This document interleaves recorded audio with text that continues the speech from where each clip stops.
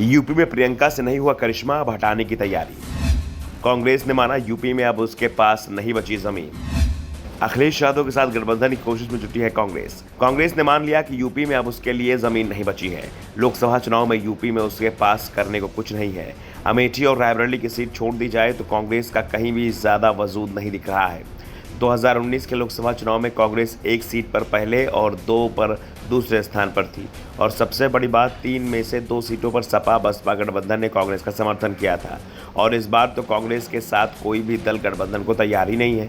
2022 के विधानसभा चुनाव में साफ हो गया है कि कांग्रेस अब यूपी के मुकाबले में भी नहीं है। पार्टी को सिर्फ 2 सीटों पर जीत मिली और वोट परसेंटेज भी 2 के करीब ही रहा है और ये सब तब हुआ जब कांग्रेस ने यूपी में पार्टी प्रभारी के रूप में पिछले 5 साल से प्रियंका गांधी को नियुक्ति कर रखा है। प्रियंका गांधी लगातार यूपी का दौरा करती रही। लोकसभा और विधानसभा चुनाव में उन्होंने जमकर रैलियां और रोड शो किए, लेकिन इनका कोई परिणाम नहीं निकला। इसके बाद अब प्रियंका गांधी को यूपी से हटाने की तैयारी चल रही है। प्रियंका से यूपी का पार्टी प्रभारी पद लिया जा सकता है। दरअसल इस समय कांग्रेस की कोशिश है कि यूपी में वो सपा के साथ गठबंधन कर चुनाव लड़े। विपक्षी एकता को लेकर बात भी चल रही है। 23 जून को पटना में विपक्षी दलों की बैठक बुलाई गई है। बैठक में पार्टी अध्यक्ष मल्लिकार्जुन खड़गे और राहुल गांधी शामिल होंगे, यह तय हो चुका है और बैठक में अखिलेश यादव के साथ गठबंधन को लेकर बात भी हो सकती है और यह बातचीत ममता बनर्जी के बताए फार्मूले के आधार पर होगी। ये भी तय माना जा रहा है कि समझौते में जिन 3 सीटों पर कांग्रेस 2019 में पहले या दूसरे नंबर पर आई थी वो सीट उसे दी जा सकती है।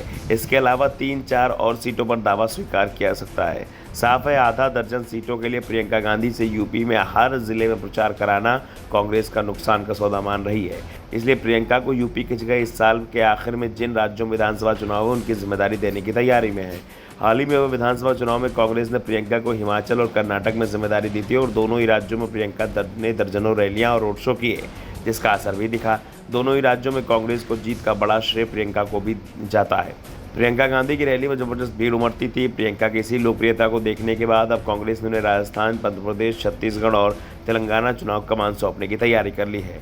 12 जून को प्रियंका मध्य प्रदेश में चुनाव प्रचार शुरू कर रही है। बाद में प्रियंका गांधी को राजस्थान और छत्तीसगढ़ में सक्रिय किया जाएगा।